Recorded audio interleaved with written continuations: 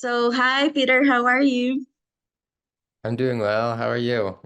Good. Thank you for taking the time to do this interview.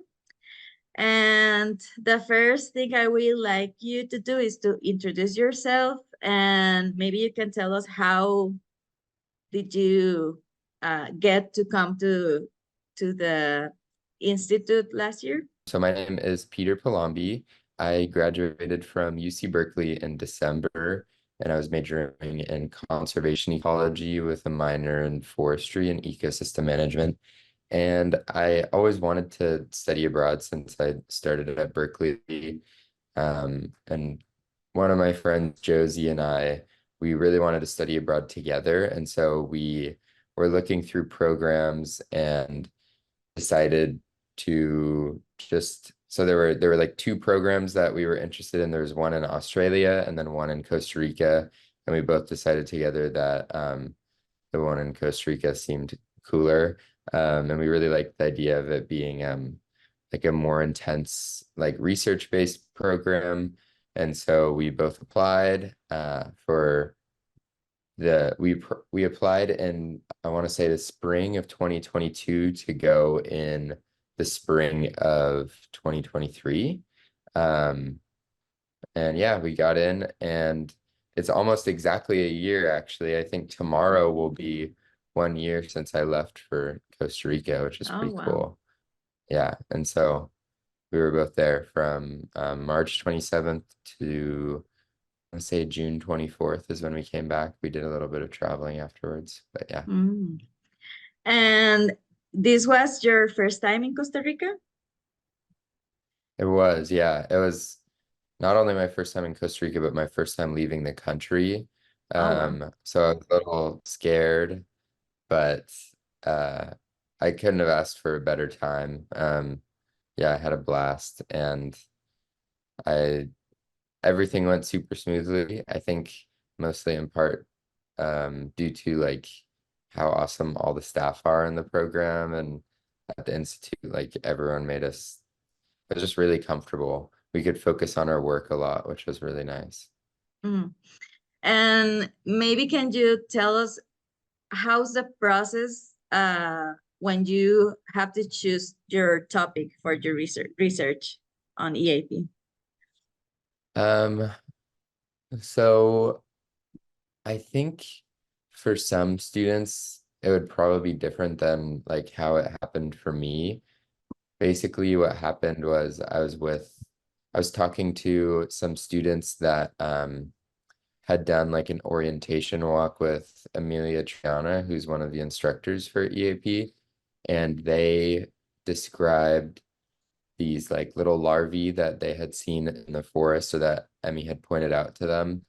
Um, and after they described that, I like immediately became interested. And this was like maybe I want to say a month before we actually were starting the research project, or like starting the data collection. It was like mid-April, something like that. And so I asked Emmy, I started observing them, and I knew pretty early on that that's what I wanted to study. For other students, though, I think it's like it's really awesome, and it can also make it kind of difficult. But what's cool about the project is you can study whatever you want. Like anything that you find interesting, you can find some sort of way to turn that into a project. And um, they kind of focus, they kind of like train you on how to do that throughout the entire problem. So I think in the first week when we were in Sierpe River Camp, they had us do this exercise of like go out into the rainforest for an hour and a half and just write down all of the questions that you have. And then we came back together and talked about our questions. And then later that week, we did like a mock science experiment based on one of our questions. And then we did a real experiment the next week, and then another experiment the next week. And so they kind of train you on how to um, work with the scientific method and answer questions, because you're going to have a lot of them. You're in like a brand new environment. And what was the thing that catch your attention? So you choose to work with this little box. Yeah. So when I was coming to Costa Rica, I really wanted to study trees. Like I thought that would be really cool because I studied forestry, but I realized that like the way that forestry is practiced and forest ecosystems work in like tropical cloud forests is completely different than how they work in California. Um, and a lot of my like forestry, sorry, management skills or education is just like not applicable to how it works in Costa Rica. And I had like lots of ideas about this larvae. So the reason that I chose them because I haven't studied bugs at all really. I have like no background in that. I really genuinely it's just that I thought they were cool. Like um basically it's like this little clear larvae that's like translucent almost on this like horizontal thread, and then they build these vertical hanging lines that they use to catch bugs. And I just thought that the shape of the web was really striking. That was mostly what got me. So like you're looking at like these walls in the forest, and like all of a sudden you see this like bright white, like perfectly geometrical web. But this is a web that I had never seen before. Um, and the like vertical hanging threads would like kind of move in the breeze, but they would like all stay parallel to each other. And I just thought it was really beautiful. And so I wanted to learn more about it. So what I was looking at specifically were the effect of or like environmental effects on the web building patterns of the larvae. So one of the things that was interesting me was why the larvae change the structure in their web from day to day, or even like throughout the day, they would change it. So I wanted to get to the bottom of that. And so I was measuring environmental factors like temperature, humidity, wind speed, if it rained, and then I was counting like the number of threads that the larvae were producing and the average length of those threads. And I was doing my data collection at night, usually starting around 7 p.m., 7:30 after the sun went down, and doing it again in the morning at like 4:30 in the morning, when the before the sun came up. So because I thought that they were like nocturnal, I guess, but Mhm. I learned that they weren't. So that was one thing. Um, I basically what I found was that temperature played a really big factor. So the lower the temperature, the more webs that they would produce. Mm, But I also found a correlation between temperature and humidity. So the lower the temperature got, the higher the humidity was. So as the temperature dropped throughout the night, the humidity rose. And I think that that is why the larvae were primarily building their webs at night, because there was mhm, more moisture in the air. Their webs are made of like a mucus material, so they're at risk to like dry out. So it makes sense that the larvae wouldn't build a web when it's hot or dry because their web would like not last, you know? And then I also found that after rain events, even if it's during the day after it rains, the larvae are like hyperactive and they build like even bigger webs with more threads and longer threads. And that, yeah, that could be at night and it could be in the middle of the day. I saw them doing both. mhm. Yeah, it was really interesting because it's every single time I was observing them, something new was happening. And it was very like very fascinating, deeply fascinating, and made me want to keep working on it, you know? Um, and talking about the contest, I don't know if that's the proper word, but Mhm. how do you had to apply to for this award, or how did it work? Yeah. So there were two awards. One of them was specifically for the UCEAP programs. Um, That one I applied to in August. They basically just sent out an email that was like, if you did research during a study abroad in the last year, you should apply for this award. So I did, and I just did it because it was pretty simple. I was excited about what I did, so I was like, I would love to share this with whoever I can. Um, I submitted it, and a month later, they told me that I won, and I was so excited. I was like, "Whoa, this is awesome!" Basically, when I won that award, they said, "Oh, you should apply for the Forum on Education Abroad's award for academic achievement abroad." And what that award is similar in that it's a research award for any research that is conducted on a study abroad, but it's for the whole country. So anybody in the US that is in a study abroad program that is affiliated with the forum can apply. I didn't think I was gonna win it. Like I was just doing it for fun, you know. But yeah, I just submitted all of it and I waited for months and months. It was like October, November, December, January, and then I want to say it was January 31st or February 1st, they sent me an email that I was a finalist. I was so excited about that. It was pretty cool. Like I think I was the first person from any of the UC schools to win it. Oh, wow. Which yeah, it's pretty interesting. You can on their website you can see back to the beginning of the award, which I think was like Mhm. started in 2010 or something like that. Yeah, there's nobody from any UCs, so that's pretty cool. I felt pretty Yeah, proud about of course, you have to be proud of yourself. Yeah. It's amazing. And do you feel like you are like more interested in studying bugs now, or it was just like one time thing?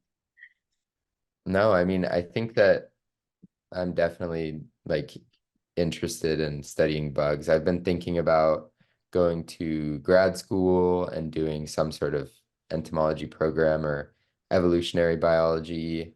What I focused on in my studies here was forestry mostly. Hmm. And so I I'm thinking about trying to come up with some way to combine the two in some capacity. I still really want to come back to Costa Rica. Like that's something that I've been wanting to do, but hopefully in the near future I can come back and keep researching the larvae Hmm. because I mean I still talk to Amelia like all the time and she's always sending me updates about where she's finding them, what they're doing, and like all of this stuff. So like there's still so much that we could learn. Yeah, basically I didn't mention this earlier, but part of part of my results, I guess, were that we collected the first adult specimen of the fungus gnat or the predatory fungus gnat, which is the larvae of which is what I was studying for my project. And then on top of that, we collected two specimens of two different parasitoid wasps that are also new species. And we weren't expecting that at all either. It was just kind of, it just happened and it was really cool. So we're working with a few like entomologists from one from the United States and one from the Czech Republic to describe the new species. Hmm. It's been confirmed that both of them are new. So And talking more about your experience here, do you have any like fond memories? Do you want to share? yeah, I mean, honestly, I have no bad memories of the program. So from the beginning, the first place that we went was Sierpe River Camp. And that was a really special place for me, I think, because it the climate is so different. It's so hot and it's so humid. And you like get off the bus and you're like hit with this wave of humidity. And I remember when we got to Sierpe River Camp, we were just like it was really chill in the beginning. We weren't doing like too much work. We were just like hanging out, eating a delicious food, getting to know all of these people. And I remember it was the first time that it rained, it was like really pouring rain, you know, into this river. And the sun was setting and it was like these really beautiful pastel colors in the sky. Um, and that was probably one of like the most beautiful things that I've ever seen. Or then we went to Santa Rosa and I got to see monkeys for the first time. And I love monkeys, like wild monkeys. There were like capuchins, the white-faced capuchins and howler monkeys. And I was also able to see a spider monkey with one of my friends. And that was really special. And then Monteverde was just filled with stuff like that was awesome. My favorite thing to do was just go on walks in the cloud forest and just observe as much as I could. Like everywhere you look, there's something really cool happening. Um, yeah, lots of really cool spiders, snakes, and stuff like that. Um, I had a blast. Like there's no place that I'd rather be than like walking around the trails at the research station. It was really cool to feel this like deep sense of curiosity. Because I don't really feel that here as much. Like I'm pretty accustomed to this environment.